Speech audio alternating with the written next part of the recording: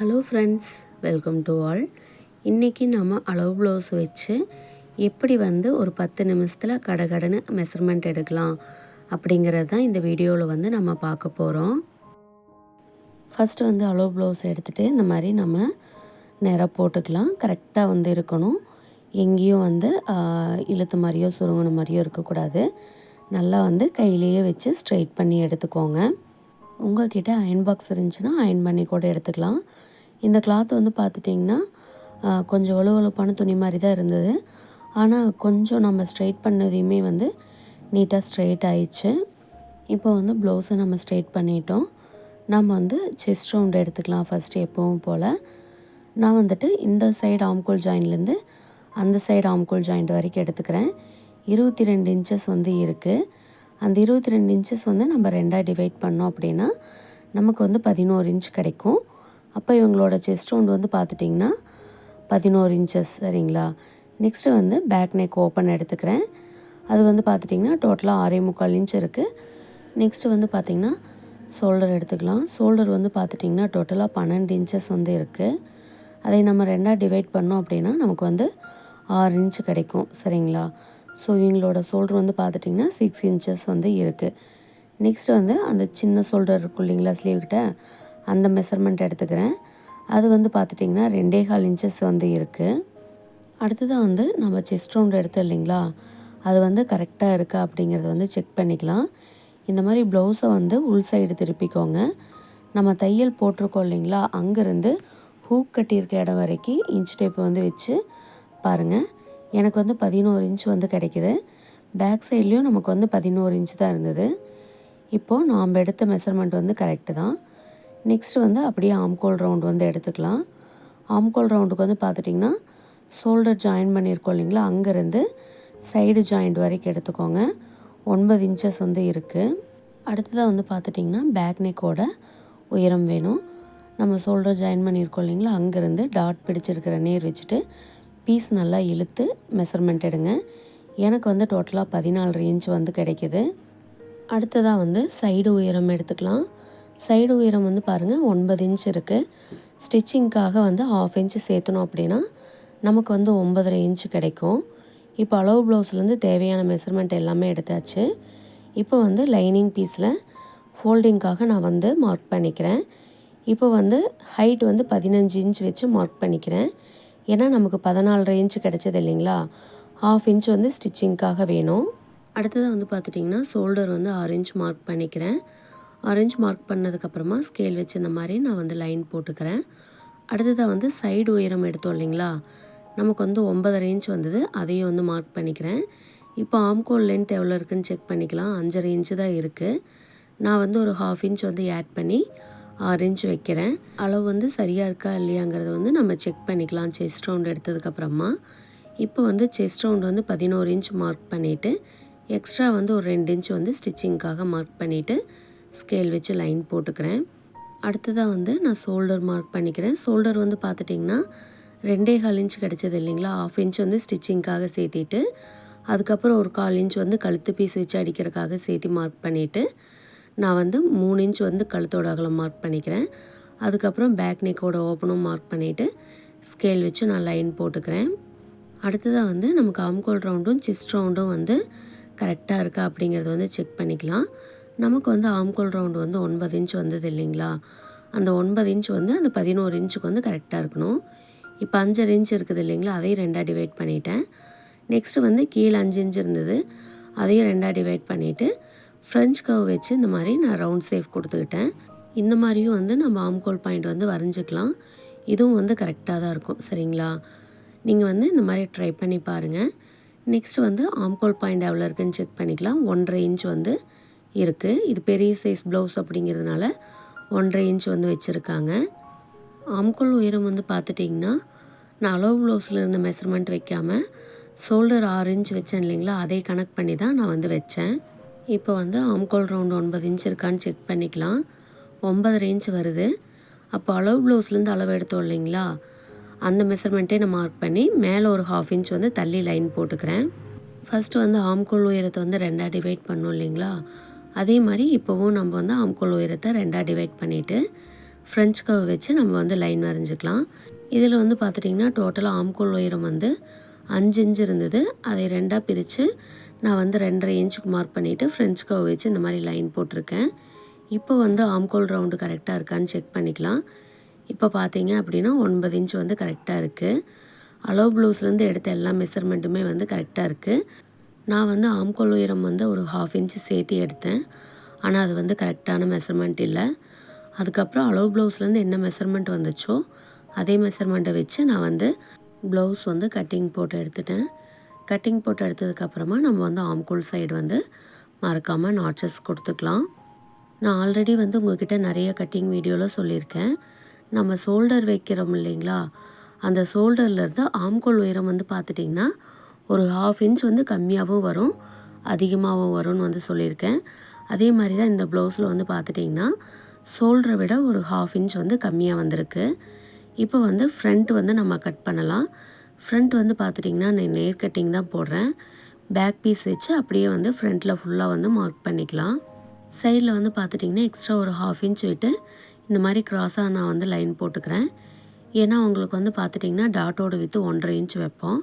அப்போ நமக்கு வந்து ஈக்குவலாக இருக்கணும் இல்லைங்களா, ஃப்ரண்ட் பீஸும் பேக் பீஸும். அதனால் வந்து சைடில் இந்த மாதிரி க்ராஸாக விட்டுக்கலாம்.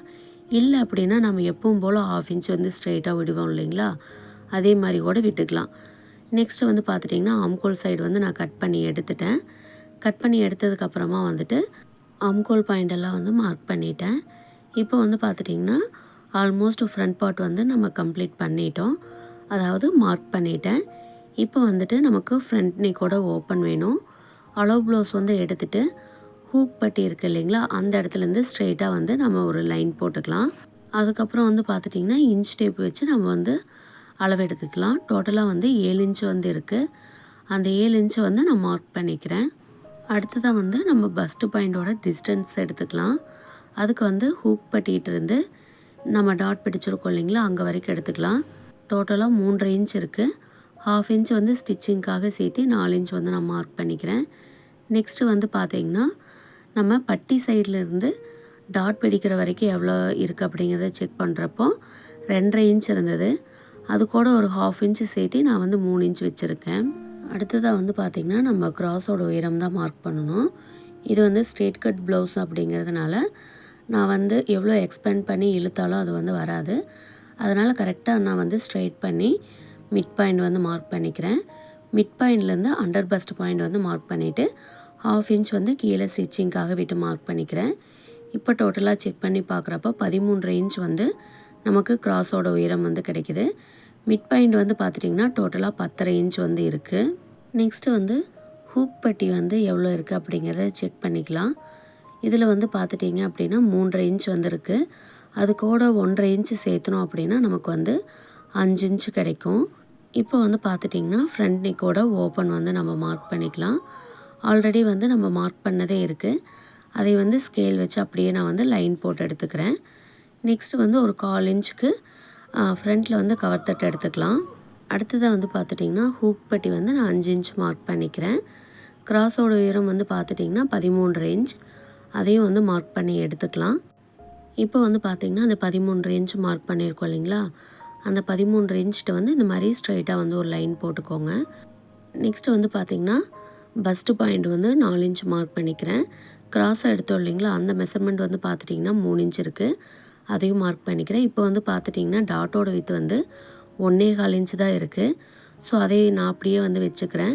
நான் வந்து எப்பவும் பெரிய சைஸ் ப்ளவுஸ்க்கு வந்து பார்த்துட்டிங்கன்னா 1.5 இன்ச்சுக்கு வந்து டாட் வித் வைப்பேன்.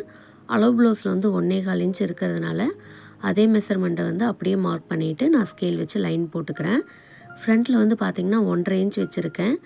சைடில் வந்து அது கூட 1 இன்ச் ஆட் பண்ணி 2.5 இன்ச் வச்சு நான் வந்து கட்டிங் போட்டு எடுத்துக்கிறேன். நெக்ஸ்ட்டு வந்து பார்த்துட்டிங்கன்னா ஃப்ரண்ட்டில் வந்து ஒரு 1/4 இன்ச்சுக்கு வந்து நம்ம கவர் தட்டு வந்து எடுத்துக்கலாம். ஆல்ரெடி மார்க் பண்ணியிருந்தேன், அதே மெஷர்மெண்ட்டில் தான் நான் வந்து கட் பண்ணி எடுக்கிறேன். அடுத்ததாக வந்து நம்ம டாட்டுக்கு மார்க் பண்ணியிருக்கோம் இல்லைங்களா, அங்கேயே வந்து நாட்சஸ் கொடுத்துக்கலாம். ஏன்னா ப்ளவுஸ் வந்து பார்த்துட்டிங்கன்னா லைனிங் அப்படிங்கிறதுனால நம்ம saree பீஸ் வச்சு தைக்கிறப்போ நமக்கு வந்து ஈஸியாக இருக்கும்.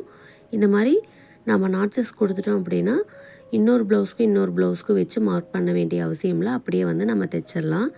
நெக்ஸ்ட்டு வந்து மிட் பாயிண்ட்டுக்கிட்ட நான் நீடில் மார்க் கொடுத்துட்டேன். அதுவும் வந்து நம்மளுக்கு கொஞ்சம் கன்வீனியண்ட்டாக இருக்கும். இப்போ வந்து அந்த ஃப்ரண்ட் பீஸை தூக்கி அப்படியே பேக் பீஸ் மேலே வந்து வச்சிடலாம். இந்த மாதிரி வச்சதுக்கப்புறம் தான் நம்ம வந்து பட்டி பீஸ் வந்து கட் பண்ணுவோம். அதுக்கு முன்னாடி வந்து நம்ம ஸ்லீவ் கட் பண்ணிக்கலாம். இது வந்து கொஞ்சம் பெரிய சைஸ் ப்ளவுஸ் அப்படிங்கிறதுனால கண்டிப்பாக வந்து ஜாயிண்ட் வரும். அதனால் நான் வந்து ஜாயிண்ட் வந்து ஒன் சைடு மட்டும் போட்டுக்கலாம் அப்படின்னு சொல்லிட்டு இந்த மாதிரி நான் வந்து பீஸ் வந்து போட்டிருக்கேன். கொஞ்சமாக வந்து அந்த லைனிங் பீஸை மேலே தள்ளி வச்சுருக்கேன், அவ்வளோதான். சரிங்களா? நெக்ஸ்ட்டு வந்து ஸ்லீவ் ரவுண்டு மார்க் பண்ணிவிட்டு ஸ்லீவோட லென்த்துக்கும் மார்க் பண்ணிக்கிறேன். அண்டர் பாயிண்ட்டும் வந்து மார்க் பண்ணிக்கலாம். இப்போ வந்து எல்லா பாயிண்ட்டும் மார்க் பண்ணதுக்கப்புறமா ஸ்கேல் வச்சு நம்ம வந்து லைன் போட்டுக்கலாம். நெக்ஸ்ட்டு எவ்வளோ இருக்குது அப்படிங்கிறத வந்து செக் பண்ணிக்கலாம். அண்டர் ஆர்ம் வந்து பார்த்துட்டிங்கன்னா 3.25 இன்ச்சுக்கு வந்து இருக்குது. அதை வந்து 3.5 இன்ச்சுக்கு வச்சு நான் வந்து மார்க் பண்ணிவிட்டு ஸ்கேல் வச்சு லைன் போட்டுக்கிறேன்.